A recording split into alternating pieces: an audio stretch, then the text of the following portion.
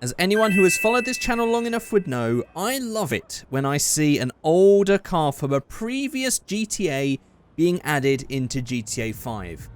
And so that is why today I am very excited, because we have the Deluxo from Vice City, currently a bit covered in bullet holes. That there was a bit of an incident when I parked up here.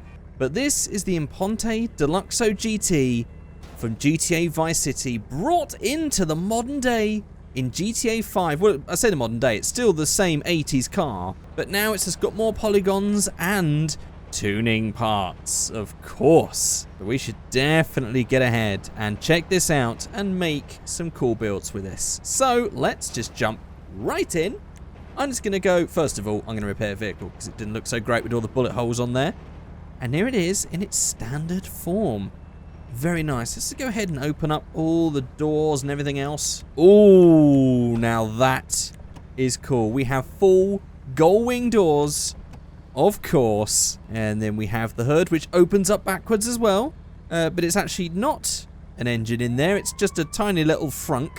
And then in the rear, we have the engine that's under this little glass panel here. And under another glass panel down there as well, where you can see a V8 lurking in the back. On the interior, it's pretty simple, but it is of the era, so that's perfectly fine. It does look very 80s, and I'm fine with that, even if it's not a crazy custom thing. Yeah, I think this generally looks pretty cool and fits in perfectly inside of GTA 5. So let's just go ahead and go to tuning part. So let's just go vehicle options, menus, customs, and let's start off in Benny's original Motorworks and see what stuff we've got here. So we've got stuff, in fact, can we first of all, because we don't always check this, can we change the interior color? We cannot.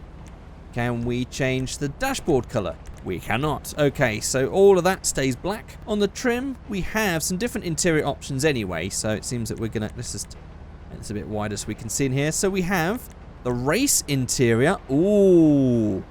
Making a full carbon fiber dash. We've got all the switches and stuff like that. Fully stripped out. All the carpet has been removed, as you can see here. As well as in the back. Those rear sort of like 2+2 seats are gone. Also got rid of the stereo and everything else like that. Although it does actually have a bit of floating stereo text. As you can see, some blue arc just sort of floating there. But we've got all the fire extinguisher as well as the NOS bottles as well. Then we have the Pro Race version, which just adds this larger sequential shifter. Then we have the Drift version, which instead has the giant handbrake. And then we have the Pro Drift, where it is sequential and giant handbrake. Look at that. That is mad. I don't know what sort of build I want to go for this first one, so I'm actually just going to make this a Pro Race interior. Oh, we've now got people coming to save them. Are they going to be picked up and then are they going to shoot at me again? I don't know how this works. Looking good. Nope, they're just concluding that they're dead. Okay. Not much can be done with these fellas. So on the doors, we have the options of some aluminium door cards right here, which does actually have a bit of an intersecting thing going on here. And then we have the carbon door cards, which doesn't have the intersecting thing, and I think it matches up with the dashboard. So I'm going to go with that. On the seats, we can have a bunch of options. We have our stock, we have our Mark 1. Let's just make this a bit wider so you can see here. We have the stock, we have the Mark 1. The Mark II, the Mark III, the Mark IV, and the Mark V. If I'm going for a full stripped out carbon thing, I always go for these seats, mostly because I just think they look cleaner.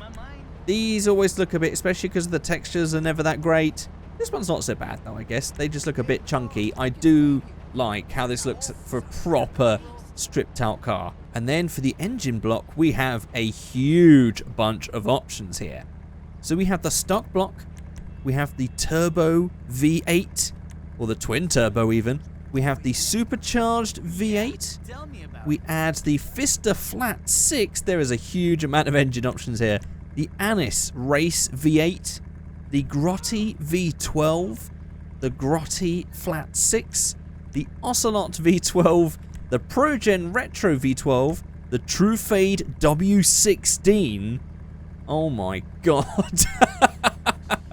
That is crazy. And also the coil electric motors.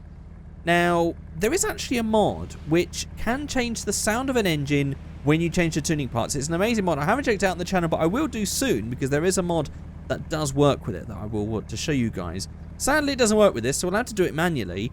But I'm actually going to make this a full electric stripped out race car. So I'm going to go with the Coil Electric Motors engine. And as we can hear, we have got the same engine sounds down the bottom. We do actually have exhausts, which will become irrelevant. So, but let's get an engine audio. And we go for the Voltic.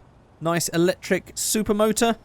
That's going to be dead silent right now. That's cool. But yeah, we're going to have to ignore that. But hopefully we'll have an option to hide exhausts. Hopefully. So, moving on, we have some spoiler options. We have quite a few. We have the stock spoiler, which I do love because it is pretty much as it is in Vice City. But we do actually have a black lip spoiler. We have a factory lip spoiler. We have a tailgate spoiler. I mean, they do look okay. I'm just a bit of a traditionalist on this one, and I do like the original spoiler. But we do have a flush mount spoiler. At least we've got some options to really change this car up. We have a secondary one. We have the pedestal spoiler. The carbon race spoiler, rear mounted, of course. The time attack wing. The chassis mount. And the Zentorno race wing. I mean, oh my god. Wow. Okay, that actually has the whole thing coming out the back as well. That is ridiculous. The thing is, I'm torn because I actually kind of want to go for this crazy one and make this into a crazy sort of 80s but modern day electric inspired car. And adding this would make it interesting, but that stock spoiler to me is much more in tune with as it was in Vice City, and I love that, to be honest. So we use that race wing on another build in a minute. Onto the front bumper, we have the stock. We have the vented front bumper, which gets rid of the indicators and add vents.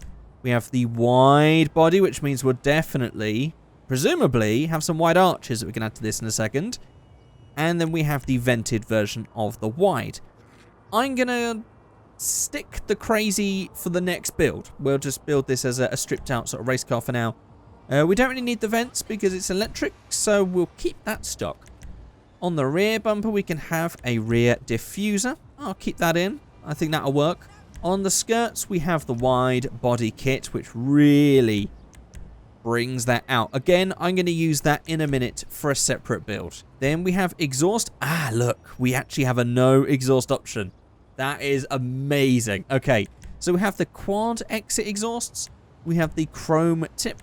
We have the quad chrome tip. We have the titanium tip, the quad titanium, the box, the true fade. Oh, see, that would actually tie in, because I did notice on the true fade engine that it did actually have the pipes going to the back, and there wasn't anything there. So now you can actually have those with the true fade engine. I might use that on the next one, I think. We also have this one, which adds the tailgate replacements. Wow. Okay, that's also very cool. Or we have no exhaust to go with the fact that this is an electric car. So for this one, we'll go no exhaust. On the chassis, we have some roll cage options. So we have the Mark 1 roll cage, just a little one in the back here. We also have that in a primary colour. We have our secondary version of that one as well. We have our Mark 2 roll cage. This is just in black. Then we have that in primary and secondary. And then we have the Mark 3, which also adds that bar in the middle. I think let's just go for the Mark 2 in primary.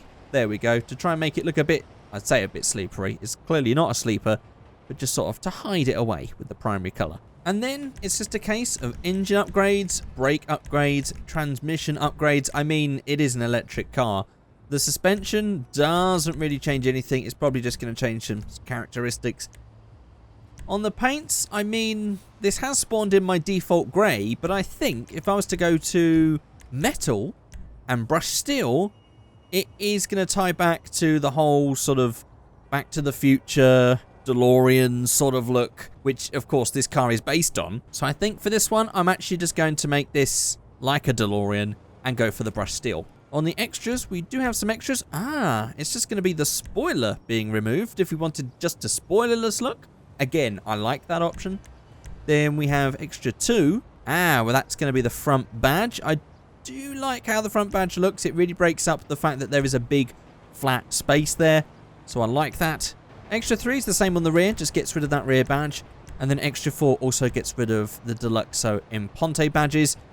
It looks a little plain if we get rid of all of it, to be honest. And I just do like badges on cars.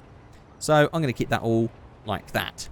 So for wheels, let's see what we've got here. Let's go for some street wheels. Oh, I do actually like the Nebula.